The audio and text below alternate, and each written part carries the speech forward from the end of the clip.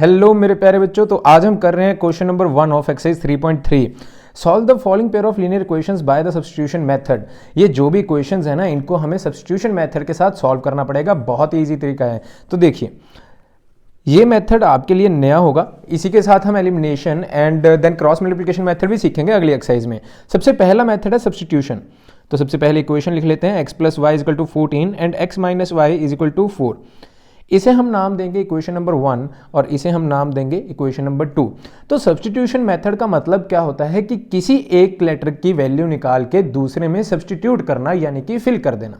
मतलब कैसे, देखिए, from 1 x plus y is equal to 14 है ना, यही लिखा हुआ। यहाँ x की वैल्यू बच्चों 14 माइनस वाई भी तो लिख सकते हैं। यहाँ y प्लस उधर जाके माइनस, तो आगे क्या लिखेंगे, सब्स्टिट्यूट वैल्यू ऑफ x इन 2। जो इक्वेशन हमने यहां यूज की उसे मत यूज कीजिएगा, दूसरी इक्वेशन को यूज करके उसमें सब्स्टिट्यूट कर दीजिए, तो हमारे पास आंसर आ जाएगा। देखिए, substitute the value of x इन 2। दूसरी क्वेश्चन ये है, x की वैल्यू अभी आई 14 माइनस वाई, तो जहां भी x है वहां 14 माइनस वाई फिल कर दीजिए। 14 minus y is equal to 4, ये आ जाएगा। सच 14 माइनस वाई तो था ही बच्चों, यहाँ माइनस का वाई एक और भी था, तो ये माइनस वाई। अब माइनस माइनस क्या होगा, प्लस, तो ये बन जाएगा 14 minus 2 y is equal to 4। यहाँ 14 के सामने प्लस का साइन, उधर जाके इक्वल टू के माइनस का साइन, तो ये कुछ ऐसा बन जाएगा, minus 2 y is equal to 4 minus 14। अब माइनस प्लस, आपको बेसिक मैथ्स क्लियर होना चाहिए। अगर बेसिक्स क्लियर हैं तो ये क्वेश्चंस आपके लिए बच्चों का काम है। प्लस माइनस माइनस, तो ये -10, माइनस माइनस दोनों तरफ से कट। अब यहाँ 2y के साथ मल्टीप्लाई, उधर जाके डिवाइड, तो y की वैल्यू आ जाएगी बच्चों 10 डिवाइडेड बाई 2 यानी कि 5। तो y इज इक्वल टू 5 हमारे पास ये एक रिक्वायर्ड आंसर आ गया। अब हमने निकालनी है वैल्यू ऑफ x। x निकालने के लिए चाहे तो बच्चों आप 1 और 2 में फिल कर दीजिए, चाहे डायरेक्टली ये इक्वेशन नंबर 3 में फिल कर दीजिए, जैसा भी आप कहेंगे। x की वैल्यू सेम आएगी। मैं दोनों करके दिखा देता हूँ। देखिए, by using y in first और by using y in third, कोई सी भी इक्वेशन, तीनों इक्वेशंस में से कोई भी उठा लो। सबसे पहले इस इक्वेशन में लगाते हैं x प्लस वाई की value 5y, 5 is equal to 14। अब यहाँ 5 प्लस का उधर जाके माइनस, तो x is equal to 14 minus 5 यानी कि x की वैल्यू 9 आई। तो ये एक आंसर आ गया। अब यहाँ देख लेते हैं, थर्ड इक्वेशन थी बच्चों, x is equal to 14 minus 5, y की वैल्यू जो 5 थी वो मैंने फिल कर दी। 14 माइनस 5 भी क्या आएगा, 9 ही आएगा। आप कोई सी भी इक्वेशन यूज कर लीजिएगा, आंसर तो बच्चों सेम ही आने वाला है। इसी के साथ आपका पहला पार्ट खत्म हुआ, जो बहुत ही ईजी था। चलते हैं इसके सेकेंड पार्ट की तरफ। तो देखिए, second equation is s minus t is equal to 3। This is number 1। s upon 3 plus t upon 2 is equal to 6। इसको नंबर 2 मत लगाइए, पहले ये जो इक्वेशन है ना, इसको थोड़ा सा सिंपल फॉर्म में बना लीजिए। अगर नंबर अलग अलग हैं तो इन्हें, अगर आप नहीं भी करोगे तो भी कोई दिक्कत नहीं, डायरेक्टली भी आंसर आ सकता है, लेकिन मैं कहूँगा कि सिंपल फॉर्म में बना लीजिए तो आंसर ईजी आ जाएगा, नथिंग एल्स। एक काम करता हूँ, मैं दोनों तरीके दिखा देता हूँ। तो सबसे पहले बच्चों एलसीएम ले लीजिए, LCM of 3 and 2 which will be equal to 6। अब यहाँ बन जाएगा 6, तो 3 को 2 के साथ मल्टीप्लाई करना पड़ा ना, 2s। 2 का बन जाएगा बच्चों 6, 3 के साथ मल्टीप्लाई करना पड़ा, 3t इज इक्वल टू 6। तो ये बन जाएगा 2s plus 3t upon 6 is equal to 6। तो यहाँ जो 6 है उधर जाके multiply 2s plus 3t is equal to 36। अब या तो आप ये दोनों इक्वेशंस को सॉल्व कर सकते हो, या यहीं से ये दोनों इक्वेशंस को भी सॉल्व कर सकते हो।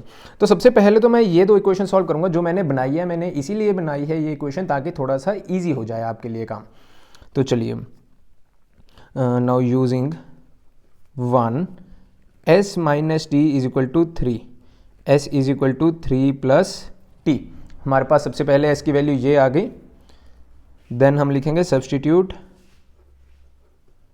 द वैल्यू ऑफ s इन 2। इसमें s की वैल्यू सब्स्टिट्यूट कर देंगे, तो हमारे पास आएगा 2 multiply by 3 plus t plus 3t is equal to 36। अब देखिए ना, यहाँ जो s था उसी की जगह हमने 3 + t फिल कर दिया, 2 जो था वो बाहर एज इट इज़, एंड जो 3t था वो भी एज इट इज़। इनको ब्रैकेट सॉल्व करेंगे, 2 3 = 6 + 2t + 3t = 36। अब जो t वाली रकम्स हैं ये लाइक टर्म सॉल्व कर दीजिए, 5t, ये जो 6 है उधर जाके माइनस, तो ये 30 आ जाएगा, t की वैल्यू यहाँ से आएगी 6, सॉरी डिवाइड करने के बाद 6 आ जाएगी। तो इसी की तरह मैं अब अगर कई बच्चे कहेंगे, देखिए अभी हमने s की वैल्यू भी निकालनी है, वो मैं निकालता हूँ, लेकिन वो ज़्यादा लंबा प्रोसेस नहीं है। सबसे पहले मैं आपको बता दूं कि अगर दूसरी इक्वेशन हम इसे लेते हैं तो कैसे सॉल्व करेंगे। s = 3 + t आ जाएगा सबसे पहले, तो पहली इक्वेशन में से। Now substitute in second equation जो ये है, s/3 + t/2 = 6। s की वैल्यू यहाँ सब्सटीट्यूट की 3 + t/3 + t/2 = 6। एलसीएम तो बच्चों अब भी लेना पड़ेगा आपको। एलसीएम कैसे लेते हैं, अब ऐसे कॉम्प्लेक्स टर्म्स का एलसीएम लेने का एक सिंपल मेथड ये है, जो नीचे टर्म्स हैं उनको कर दीजिए मल्टीप्लाई, 3 2 = 6 एंड 2 को कर दीजिए साथ वाली टर्म के साथ मल्टीप्लाई, 3 को उधर मल्टीप्लाई, यानी कि क्रॉस। तो 2 3 + t + 3 × t = 6। तो ये बन जाएगा 6 + 2t + 3t/6 = 6। तो ये 6 उधर जाके बच्चों क्या हो जाएगा, मल्टीप्लाई, और ये 5t, 6 + 5t = 36, 5t = 36 - 6। तो 5t की वैल्यू फिर से वही 30 एंड t की वैल्यू अगेन हमारे पास 6 आएगी। जो मर्जी मेथड लगा लीजिए बच्चों, आंसर तो यही आने वाला है, t की वैल्यू 6। मैंने क्या किया, पहले ही उसको इजी बना लिया इक्वेशन को। अगर आप ऐसा नहीं करोगे तो भी आंसर सही ही आएगा, बस थोड़ा सा कई बार बच्चे उलझ जाते हैं यहाँ पे, और नथिंग एल्स। अब t की वैल्यू बच्चों 6 आई, इसको कोई भी पहले दो इक्वेशन में से फिल कीजिए तो हमारे पास आंसर आ जाएगा। मैं पहली इक्वेशन में इसको फिल करने वाला हूँ, using t in first equation. s - 6 = 3, minus उधर जाके प्लस बच्चों s की value 9। That's it, easy question, ठीक है ना। इसके साथ चलते हैं अब थर्ड पार्ट की तरफ। 3x - y = 3 and 9x - 3y = 9। एक काम करते हैं, ये पहली ये दूसरी तो करेंगे यूजिंग 1। तो 3x = 3 + y, देखिए यहाँ y माइनस उधर जाके तो प्लस, मैंने ठीक लिखा। अब यहाँ ना 3x की वैल्यू निकालने के बजाय हम y की वैल्यू सब्स्टिट्यूट करेंगे, तो ये 3 प्लस उधर जाके माइनस थोड़ा सा ना ईजी रहेगा, इसलिए मैं ऐसा कह रहा हूँ। तो substitute value of y in second, y की वैल्यू को सेकेंड में सब्स्टिट्यूट करने के बाद हमारे पास जो आंसर आएगा, देखिए 3 का 3 एज इट इज़, जो y था 3x - 3 = 9, वो मैंने एज इट इज़ लिख दिया, y की वैल्यू डायरेक्टली फिल की, बस y की जगह ये फिल कर दिया।